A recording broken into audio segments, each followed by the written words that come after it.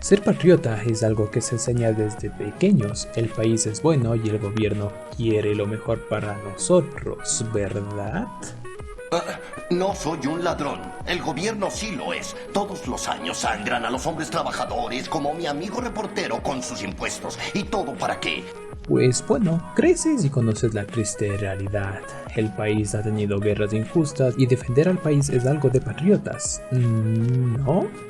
Pues resulta que las guerras por la libertad en realidad son solo estrategias políticas para ganar recursos, usando al individuo como carne de cañón. El gobierno en realidad es una bola de ineptos y hipócritas que usan el patriotismo para justificar cualquier acción.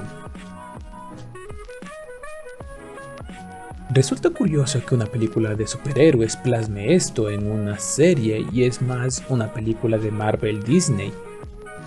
Sí, sé que Capitán América y el Soldado del Invierno toca estos temas, pero aún así el discurso no refleja la realidad de nuestros mundos, y después de esto crean películas que apenas tocan temas controversiales.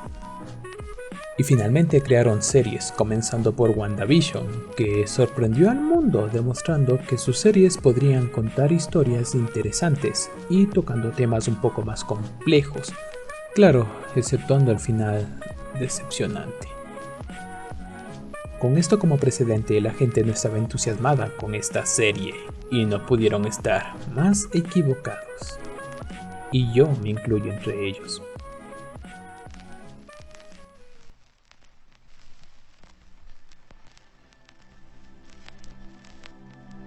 Pongámonos en contexto. El mundo fue devastado por Thanos y el chasquido, sin embargo el mundo aprendió a seguir viviendo, pero los Vengadores trajeron a las personas desaparecidas y el mundo los celebró en su mayoría, pues ¿qué hacer con el mundo que había cambiado? ¿Y cómo podían convivir la población del mundo? Podríamos ser felices y solucionar los problemas como gente civilizada. Pero ¿qué digo? Nunca hemos solucionado nuestros problemas de forma pacífica. ¿Ese es el pilar de la serie? Pues no, en realidad es uno de los temas que toca, aunque parezca la trama principal es solo una de ellas, porque esta serie está creada por varios temas y tramas, creando una obra semicoral, tocando temas tales como el patriotismo, la ideología y por supuesto el racismo.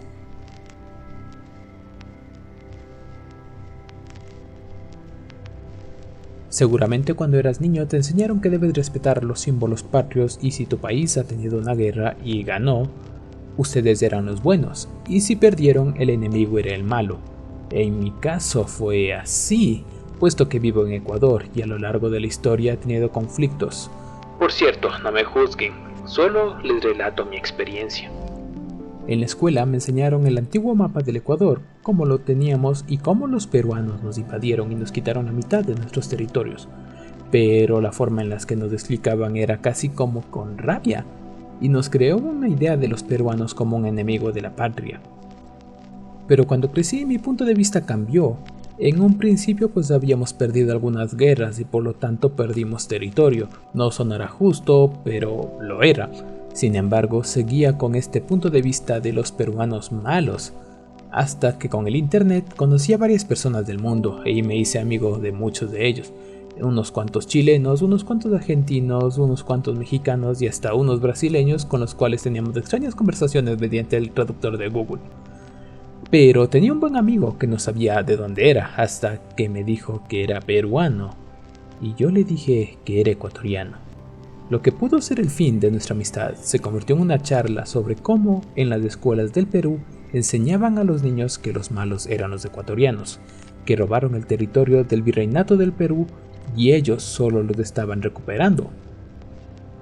Y yo le conté cómo me enseñaron que Colombia y Perú le quitaron territorios a la Real Audiencia de Quito.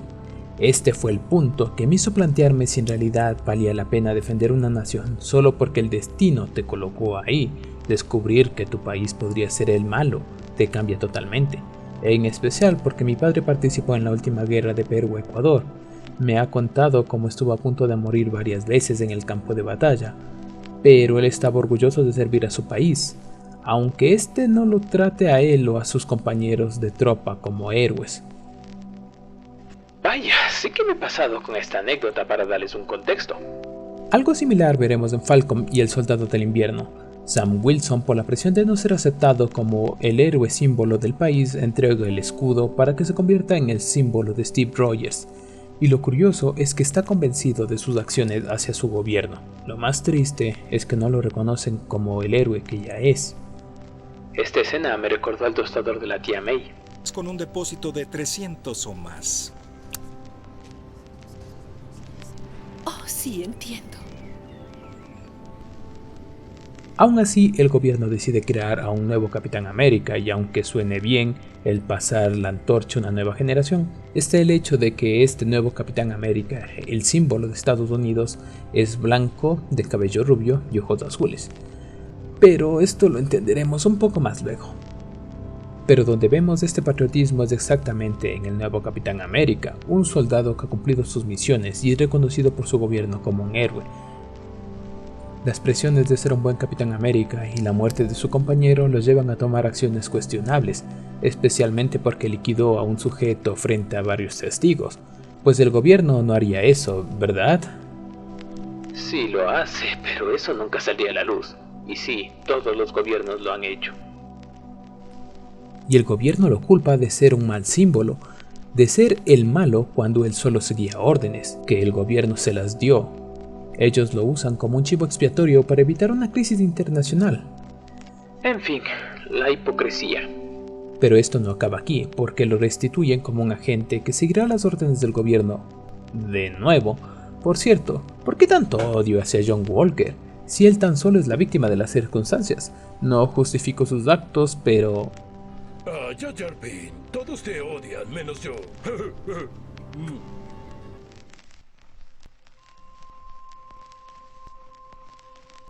En esta serie, el enemigo no solo es el gobierno de los Estados Unidos, sino también los Flashmasters, un grupo radical que quiere que los nuevos ciudadanos y los viejos coexistan en sus antiguos hogares, pero el mundo, liderado por los Estados Unidos, deciden que no.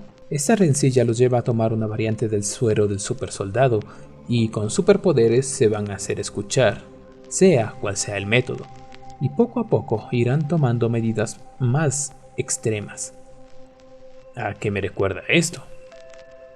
Y de ser un grupo que protesta en contra de las medidas del gobierno, se convierten en terroristas que arriesgan la vida de ciudadanos inocentes, lo cual se entiende pues su lucha es justa, pero sus acciones los convierten en los malos. Sigo diciendo que esto ya lo he visto antes. Y aunque los líderes de este movimiento hayan muerto, su ideal no lo hará. Puedes deshacerte de mí, es tan fácil. Pero lo más lindo es que nunca me iré de verdad, porque tengo buenas ideas. Y lo curioso de las buenas ideas es que quedan en el aire como un gas oloroso.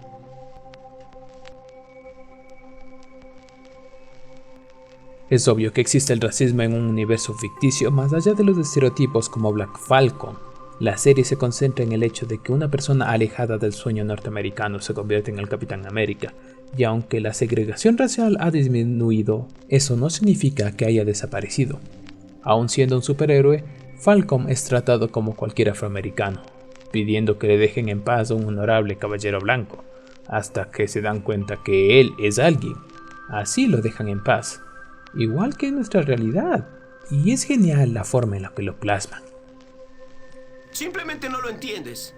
Ningún mapa te va a salvar, ni tus sociedades, ni la ropa elegante que usas, ni tu padre el influyente. Pues cuando llevas un auto fino en un vecindario extraño, nada de eso importa. Ellos solo ven una cosa.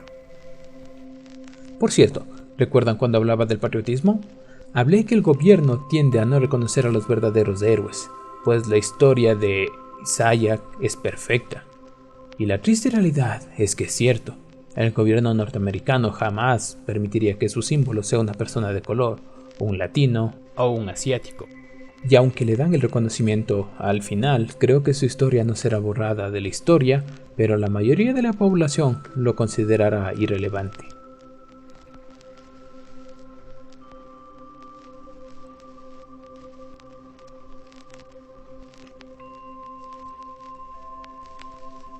Simplemente esta serie me ha sorprendido. Marvel finalmente está tomando temas serios y sensibles sin perder la fórmula de sus películas, entretenidas y divertidas, pues la serie se vuelve oscura en ciertas ocasiones pero lo equilibra con chistes propios de su universo. Pero cuando tiene que ponerse seria, lo hace sin miedo. Digo, vimos la muerte de una persona y sangre en primer plano, si bien no fue explícito, fue lo suficientemente brutal como para no estar en el universo cinematográfico. Disfruté cada episodio, las historias divididas, las tramas, los diferentes personajes, pues parece que cada uno está por un asunto. Pero todo termina en una bifurcación de todas las tramas y todos los objetivos. Y si creían que Steve Rogers daba discursos patrióticos y heroicos... Pero el precio de la libertad es alto, siempre lo ha sido. Y estoy dispuesto a pagar el precio. Sam Wilson da discursos que llegan al fondo de las personas. No podemos ordenar a la gente que se esfuerce sin ceder algo también. Ustedes controlan los bancos, pueden mover fronteras. Pueden destruir un bosque con un email, pueden alimentar a 1 millón de personas con una llamada. La pregunta es, ¿quién está con ustedes cuando toman esas decisiones? ¿Las personas a las que van a afectar? ¿O solo hay más personas como ustedes? Espero con ansias la serie de Loki y espero que Marvel vuelva a sorprenderme. ¿Quieres ayuda? Sí.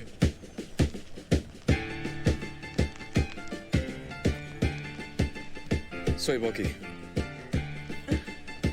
Sara.